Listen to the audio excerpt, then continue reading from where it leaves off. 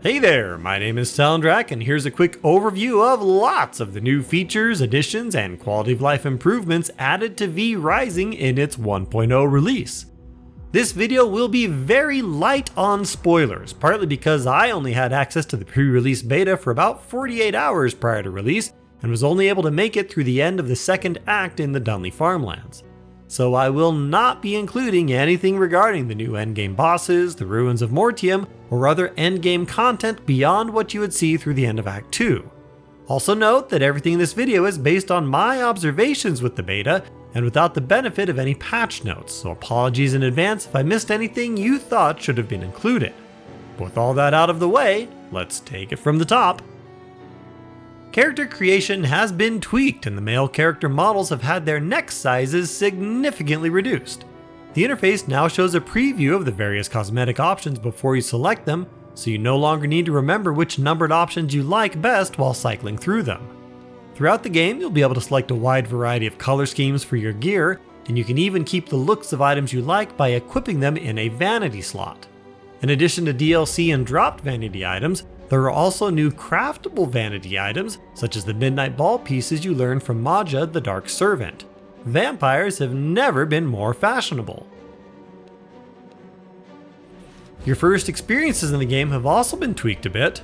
Both the crypt and the graveyard now have a map and minimap, and for the navigationally challenged among us, these will now highlight a suggested route to get to any waypoints that you set. No more excuses for new players getting lost in the graveyard. New characters no longer have a trio of blood magic spells when starting the game, but instead will initially have just a new dash called the Veil of Shadow, which functions the same as the old Veil of Blood but doesn't inflict leech. You will, however, have the blood spells Shadow Bolt and Bloodright in your spellbook, but the action slots will start out locked, though they'll be unlocked pretty soon as you follow the initial quests. I'll talk more about how unlocking spells and the new spellbook works a bit later. I didn't notice many changes to the early game experience in Farbane Woods, but your choice of initial base location has never been less important, as they've added a slick new method for relocating your entire base. I've made a separate video covering the details of how it works, linked down in the description, but long story short, it is an extremely convenient way to relocate your base with no need to haul anything back and forth between locations. Here's a quick grab bag of minor changes and quality of life improvements that stood out to me while playing the beta in no particular order. Filled water flasks and water bottles are now a thing of the past. Horses now survive on plant fiber alone, and alchemy recipes only require empty flasks and empty glass bottles, removing the added step of filling them with water. After all, what self-respecting vampire would ever drink anything made with water anyways? The character interface has completely changed, and the ragdoll layout has been removed to make room for the new color palette. You still have the basic crafting tab, but now also have an additional tab for the details of your blood type and a separate tab showing all of your character stats. The restrictive type-specific crafted bags are gone and have been replaced with crafted bags that expand your general character inventory, with higher level bags giving not only more inventory space, but also other stat boosts such as health and silver coin resistance. Added bonus, when you upgrade your bag, the old ones can now be salvaged. In-game storage and item management has also been overhauled, with transferring items between chests becoming much more automated. There are now a variety of specialty storage containers that are unlocked by defeating various V-Bloods, and you can transfer all items intended for that type of chest simply by pressing the E button, and anything that is going to be transferred is outlined in green. Generic storage chests and refinement stations will also automatically transfer items from your inventory by pressing E if there is already a matching item in that chest or refinery. So for example, wood won't automatically transfer to a sawmill when pressing E if there isn't already wood in the sawmill, but if there is, it will. You can also instantly loot chests and the output storage of refinement structures by pressing Q, making looting chests in full sunlight far less stressful. Sadly, opening containers when out pillaging still cancels your blood hunger, and there still isn't a hotkey to toggle a Misbrazier on and off. Speaking of vampire powers, the size of the radial vampire power wheel has been increased such that all the abilities fit on the wheel at the same time. The only downside is that you can't customize the location of any of the skills, but that's a drawback I'm sure we can all get used to. Napping in your coffin is now great for bedtime reading. It used to be that you couldn't do anything when in your coffin, but now you can review the map, read your spellbook, and even contemplate your next V-Blood kill. Gotta make use of that downtime. Your character is also no longer useless when your inventory is open. You used to be able to move around but not much else, but now you can harvest resources and even fight with the inventory open. Skill targeting for many skills, particularly several weapon skills, has been improved. Attacks like the E ability of axes and even the basic attack of the crossbow now show projectile lines. And the mace's Q ability now has a targeting circle, though I'm sure I'll still probably miss with it more often than not. There are a few new waypoints scattered throughout the world. For example, Farbane Woods got one up by where Pelora the Feywalker hangs out, which easily gives access to the southern end of the Silverlight Hills, and there's also a new one between the Forgotten Cemetery and the Bandit Stronghold. I didn't have time in the beta to fully explore the rest of the map though, so no idea if there are any more that were added other than the new zone. Fishing seems to have been improved with even better chances of catching fish than before. In prior versions you rarely got fish when fishing, but I did a little bit of angling and mostly got, well, fish. If you don't like fishing, the new Fisherman boss in Farbane Woods always seems to drop one, and is also pretty fun to fight. Trying to use a waygate with non-teleportable items in your inventory now immediately alerts you of that fact, rather than after you've charged up the waygate. I can't count the number of times that I did that in prior versions. For the mathematically impaired among us, the V-Blood page now shows not only your current gear level, but also explicitly tells you how many levels above or below you each known V-Blood is, and there's even a handy pop-up describing what you can expect from any mismatched encounters.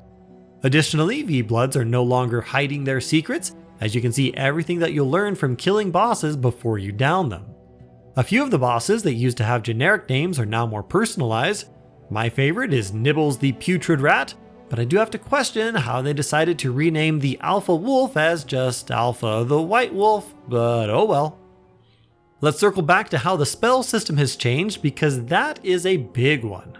In prior versions of the game, you would always learn a specific spell from killing any given V-Blood, but now, rather than getting a specific spell, you'll get a spell point for a specific tier of a specific school of magic, and each spell point can be used to pick from any of the available 2 or 3 options depending on the tier.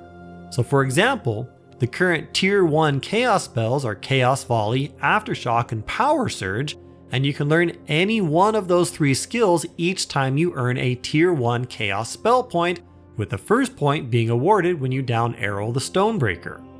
This is huge for being able to customize your character's kit even in the earliest stages of the game.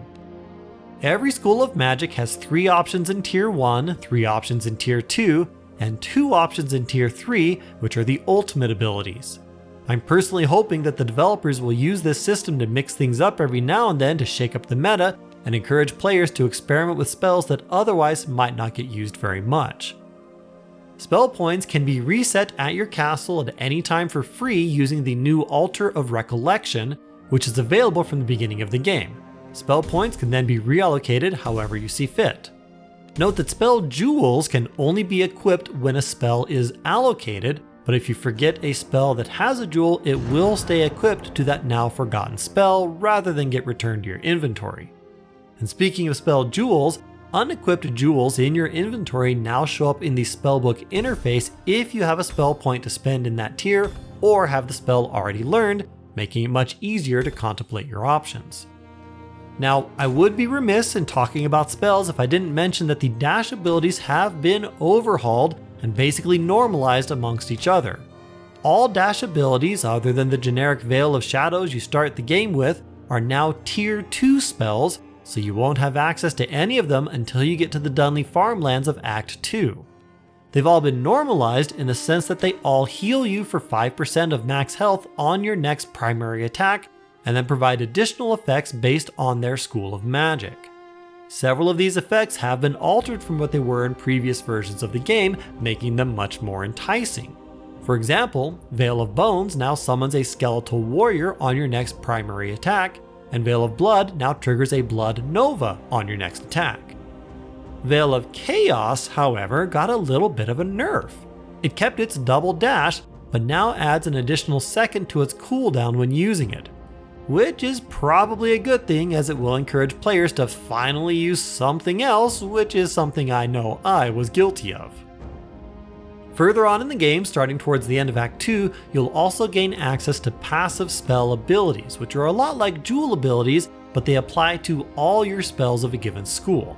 Unlocking these passive abilities is related to the incursion rifts in the Ruins of Mortium, which I'll cover in a separate video later. And last but certainly not least for this video, you can now customize your character's playstyle through your choice of armor sets. Rather than a generic merciless upgrade armor set, you now have 4 different upgrade sets at each tier, each of which tends to correspond to the warrior, brute, rogue, and scholar blood types respectively. So for example, as upgrades to the Night Stalker armor set, you now have the Shadewalker set that corresponds to the rogue archetype, the Marauder set that corresponds to brutes, the Grim Ranger that matches up with warriors, and the Warlock set that traces to scholar blood. And that's pretty much all I have for this video.